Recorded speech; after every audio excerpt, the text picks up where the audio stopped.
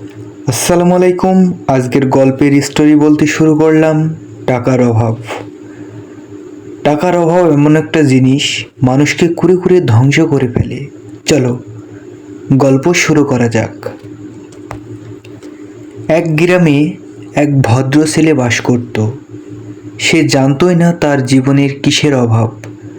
তার জীবনে টাকার অভাব ছিল, কিন্তু সে তার বাবার দিনমজুরে কাজ করত। সে খুব কষ্টে বড় হয়েছে।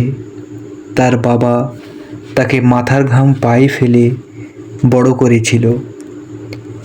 সে ভদ্র ছেলেটা তার বাবার কথা খুব খুব সহকারে কেয়ার করে তার বাবার কথাগুলো শুনতো। কারণ তার বাবাকে সে ছোটবেলায় থেকে দেখছে যে তার বাবা কঠোর পরিশ্রম করে আমাকে বড় করেছে। তখন ওই ভদ্র ছেলেটা তার বাবাকে একদিন বলছে যে, হে বাবা, তুমি এত আমাদেরকে কষ্ট করে বড় করেছ। তখন তার বাবা বলছে যে, কষ্ট তো হয়েছে, তবু হার মানিনি। তোকে আমি সুন্দর একটা জীবনযাপন দিয়েছি। যখন ছেলেটা একটু ইমোশনাল হয়ে তার বাবাকে বলছে যে, হে বাবা, তোমাকে আমি একদিন না একদিন কিছু করে তোমার কষ্ট একটু কমাবো।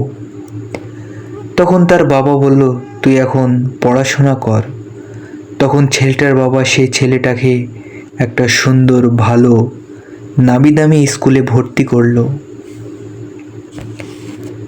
এদিক থেকে তার বাবা টাকা পাঠাতো, আর ওদিকে তার ছেলে একটা টাকাটা নিয়ে আস্তে আস্তে কিছু বদ অভ্যাস করতে শুরু করে।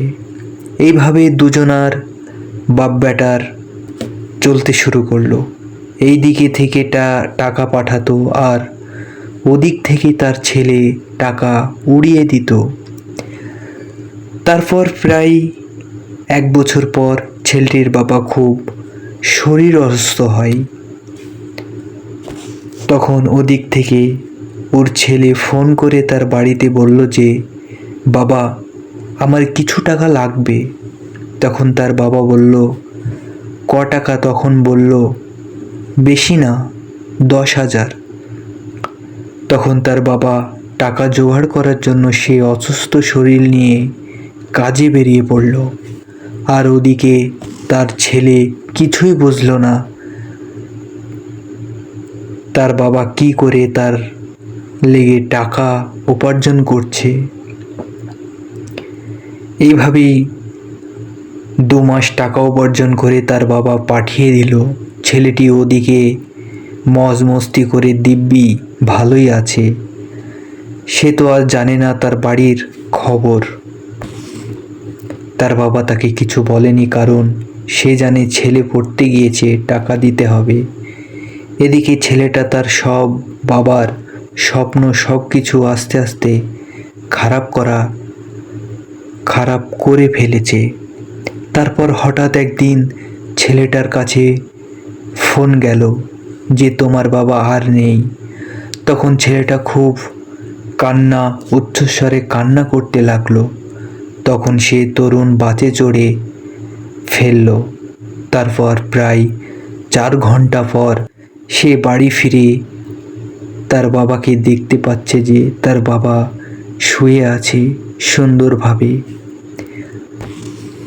তখন ছেলেটা বলছে, বাবা, তুমি আমাকে একবারও ফোন করে বলনি তোমার শরীরের অবস্থা। তুমি একটাবার যদি বলতো, আমি ছুটে চলে আসতাম। তখন বাবারই একটা কথা মনে পড়ে গেল। বাবা বলেছিল, যখন আমি থাকবো না তুই একদম ভেঙে পড়বি না, শক্ত করে থাকবি। এখন আমি একটু শক্ত হয়ে গেলাম। তারপর সব কিছু সম্পন্ন করি বাড়িতে ফিরে এলাম।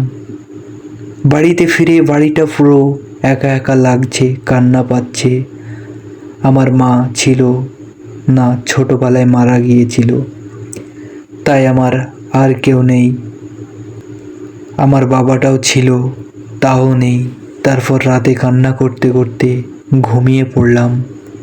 ঘুম থেকে উঠে সকালে কিছু খাওয়ার জন্য, কিছু নাস্তা করার জন্য গেলাম, কিন্তু পকেটে আছে 100টা টাকা। এই 100টা টাকাটা নিয়ে কি করব? বাজার করব, না চাল কিনবো, না কি করব? তখন ওই ছেলেটা একটা বিরাট ভাবনায় পরিণতি হয়ে গেল। তারপর প্রায় 11টা বাজলো, তার স্কুলের সেই বদ অভ্যাস কিছু নেশা তাকে কুরে কুরে খাচ্ছে। তোমাদের এই ঘটনাটা বলিবর, তোমাদেরকে তো বলাই হয়নি। স্কুলে বদ অভ্যাসটা ছিল আমার একটু ড্রিঙ্কস আর সিগারেটের এসব খেতাম। তারপর সারাদিন নেশাটা কন্ট্রোল করে রাইতে আমি প্রতিজ্ঞা করলাম এই নেশা আমি আর কোনোদিনও করব না। তারপর সুন্দর রাতটা উপভোগ করলাম আর ভাবলাম আমার বাবা এত কষ্ট করে আমাকে টাকা পাঠিয়েছিল, আমি টাকাগুলো পানির মতো খরচ করে ফেলেছিলাম। আমি বুঝতে পারছি আজ আমাকে আমার বাবা কত ভালোবাসতো, কত বিশ্বাস করত। তার বিশ্বাস আমি অসম্পূর্ণ করে ফেলি। জানি না বাবা তুমি আমাকে ক্ষমা করবে কি না। তুমি তো জানো না তোমার ছেলে শহরে গিয়ে, তাই আমি রাতে অন্ধকারে তোমাকে বলছি বাবা ক্ষমা করে দিও। পরের দিন সকালে সে ভাবলো কিছু তো কাজ একটা করতে হবে, না হলে এভাবে তো বসে থাকলে হবে না। আমার বাবার স্বপ্নটা তো পূরণ করতে হবে। আমি তো কথা দিয়েছিলাম আমার বাবাকে। তারপর আমি বাবার মতো দিনমজুর করতে শুরু করি। তারপর পুরোই 1 মাস কিছু খাই, কিছু টাকা জমাই। তারপর আমি বুঝতে পারলাম আমার বাবার কত পরিশ্রম করে আমাকে টাকা পাঠাতো, সেটা আমি এখন বুঝতে পারছি। টাকার অভাব মানুষকে পঙ্গু বানিয়ে দেয়। তারপর আমি বুঝতে পারলাম টাকার অভাবটা। তারপর আমার জীবনটা চলতে শুরু করলো শিমুল গাছের মতো। তারপর আমার কাজ করার পাশাপাশি আমার জীবনটা নিয়ে আমার বাবার স্বপ্নটা পূরণ করেছিলাম। কলেজে ভর্তি হলাম কি করে? তোমাদেরকে তো বললাম কাজের পাশাপাশি কিছু টাকা বাজার করতাম আর কিছু টাকা জমাতাম। এইভাবে আমার কলেজের জীবন ব্যস্ততার মধ্যেই আর দিনমজুর কলেজের টাকার অভাবেই চলতে শুরু করলো আমার জীবন কাহিনী। তারপর হঠাৎ একদিন কলেজের মধ্যে একটা মেয়ের সঙ্গে ধাক্কা লেগে যায়। আল্লাহ হাফেজ, সবাই ভালো থাকবেন, সুস্থ থাকবেন। পরের পার্ট জলদি আসছে।